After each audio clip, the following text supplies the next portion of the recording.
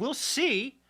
But also, we're honored for the first time on our program to have a legend in the legal profession, to have a professor from Harvard Law, to have somebody who really doesn't need any introduction, joining the program today for the first time, which is perfect timing, to talk about the corruption at the highest levels of our government. Ladies and gentlemen, Alan Dershowitz joins the program.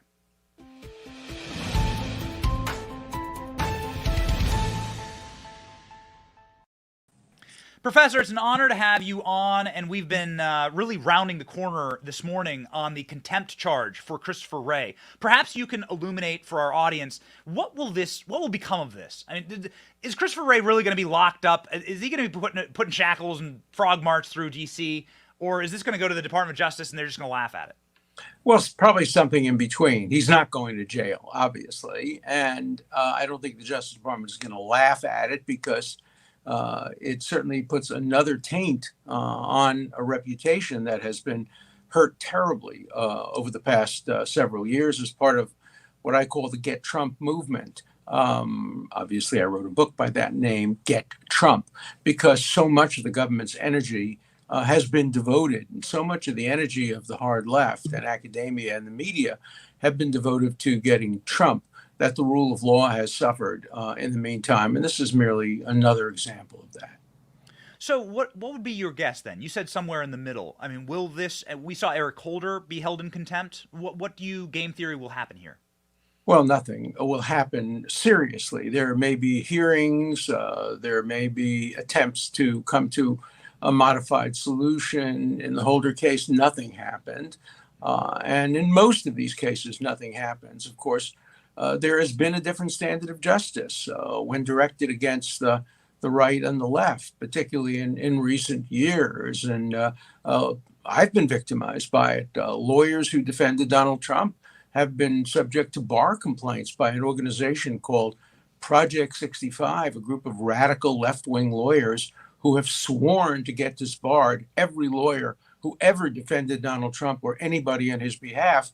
And there are judges who are basically going along with that. And so it's very important to fight back. And I offered publicly to defend any lawyer who had a bar complaint leveled against him by Project 65 for his defense of Trump. And what, of course, Project 65 did is they leveled the bar complaint against me. So that's the way it's working. But, you know, I'm a thick-skinned, tough guy who's going to always fight back. I've been doing it for 60 years, and I'm not stopping now.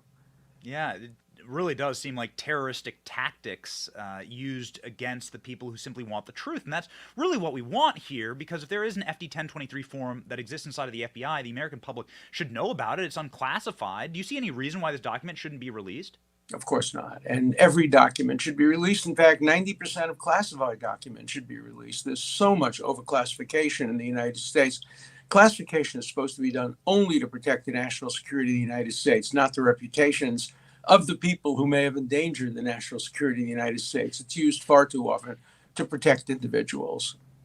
So what is the FBI's excuse here for not handing this document over? Meanwhile, on the other hand, they're releasing photos of Donald Trump's floor with documents, classified documents, thrown on the floor. You've been to Donald Trump's office. I've been to Donald Trump's office. There were no documents thrown on the floor. They put them there. Of course, that was a complete planted picture. You know, the great Eric Siegel movie Love Story said, you know, being in love means you never have to say I'm sorry. Being the FBI used to mean you never had to apologize.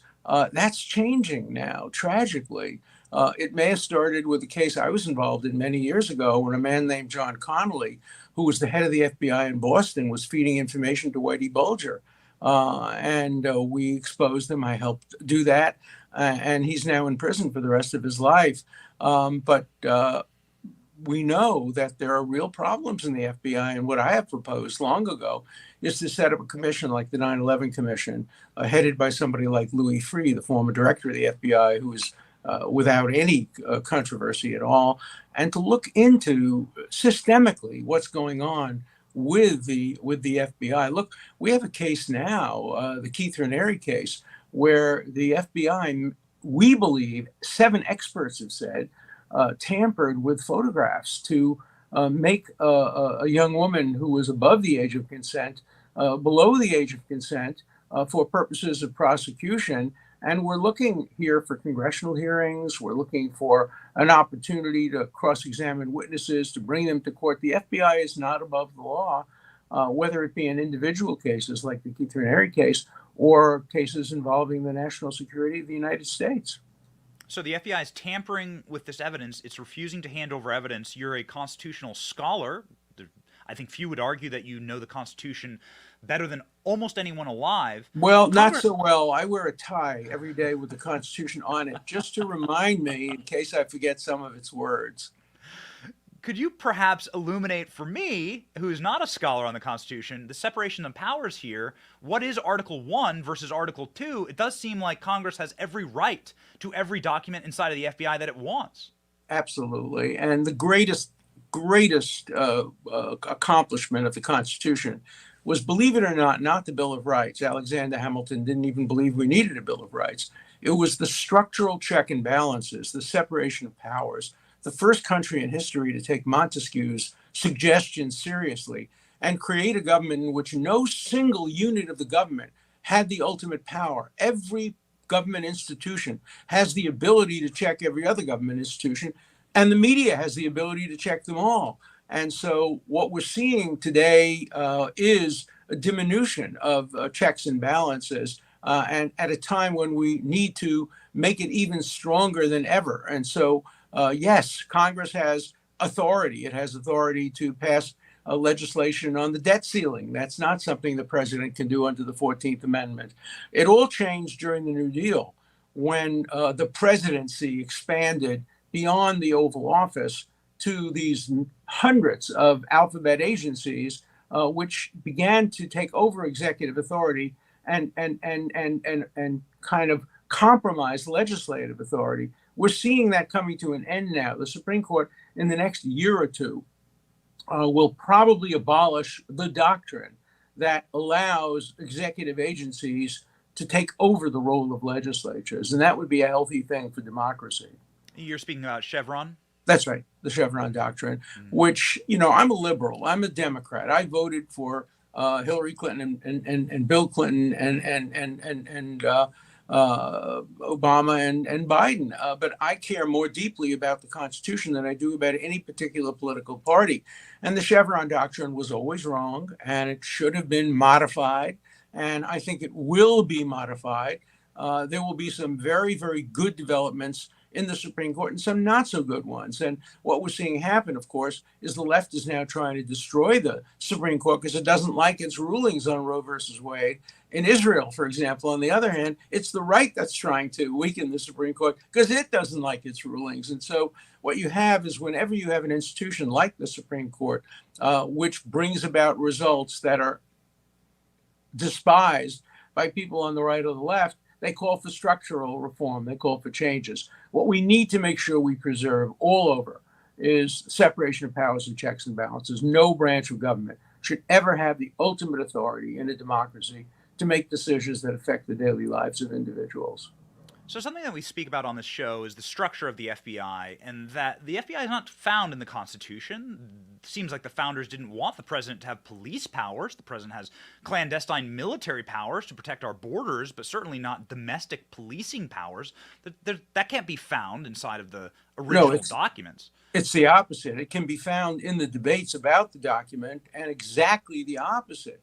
Hamilton was very, very concerned about not having a national about having a national police force. Jefferson and Hamilton debated that issue at great length, and ultimately they decided on, yes, a national navy would be okay, but certainly not a national police force. That was something that the founders would be completely and fundamentally against. And of course, the FBI was invented in the beginning of the 20th century by J. Edgar Hoover, basically, and became stronger and stronger.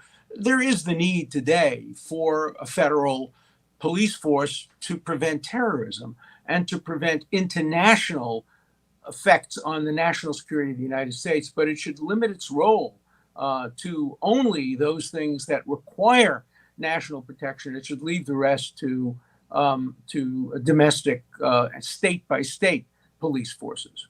Yes, and that's what I mean. It does seem like it is, like everything in the federal government is roundly and obtusely outgrown its need, and now you have a personal police force for the presidency to be used domestically for his personal political provocations. This is, I think, the biggest question that my viewers have, and my final question to you, sir, is what do you do with an FBI that hides this document? They knew about this document. They knew that this was a credible source. They paid this source six figures. This is a document having to do with Ukraine. They knew about Biden's criminal bribery, and they did nothing. It's the same thing with Hillary Clinton, and not. I mean, obviously, everyone makes mistakes. You said you voted for Hillary Clinton. This was Hillary Clinton. The Durham report makes it very clear that they shut down those investigations, There's no that question. they refused to look into a similar style of criminal international bribery. That's the point that's being missed in the Durham report. The Durham report, for the first time in American history, documents without a doubt a double standard based on partisan considerations. If you look at all the evidence directed against Hillary Clinton and compare it to the evidence directed against Donald Trump, there's no justification for having started an investigation of Donald Trump on the basis of what turned out to be totally false information, while at the same time applying a very different standard to Hillary Clinton. Look, my view is I don't want to weaponize partisanship. I don't want to see people turned into criminal based on partisan considerations. But what we must have is a single standard of justice. We cannot have justice based on partisan considerations. I want to go back for 1 minute to the Keith Raniere case, because that has the potential for exposing real problems within the FBI. The courts must give us a hearing on one of his lawyers to explore whether the FBI, seven witnesses said it did, and we're confident that those witnesses were telling the truth. We need to have the right to use subpoena power to get to the essence of that, and we need to have congressional hearings, because this case, you don't have to like Keith Raniere. You don't have to like what he's accused of doing. That's not what the Constitution's about. The Constitution is about everybody's rights, and if they can do it to Keith Raniere, they can do it to you and me and your uncle and your daughter. Yeah, Professor, we have an article up here that your team sent us Newsweek about Keith Raniere, the appeal and the evidence against the FBI. We encourage our readers to go look into it. Just as a follow-up to the point you just made, how do you... Joe Biden delivering political favors for money, is that illegal?